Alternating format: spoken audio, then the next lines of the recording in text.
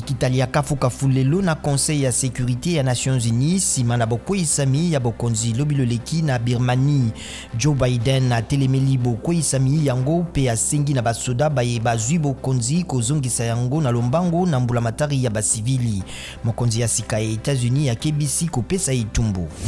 Mabanda mampepo biteyelo pe bisika bia kopesa mangole ma COVID-19 bikangami na nord-est ya États-Unis pona mpela ekasi ya neige ezali kokwea uto mwamposo moleki mbula mpembe mati makasi koleka 40 cm na bisika misusu uto Washington kino Boston pe Pennsylvania kino Maine bavandi bazali na keba.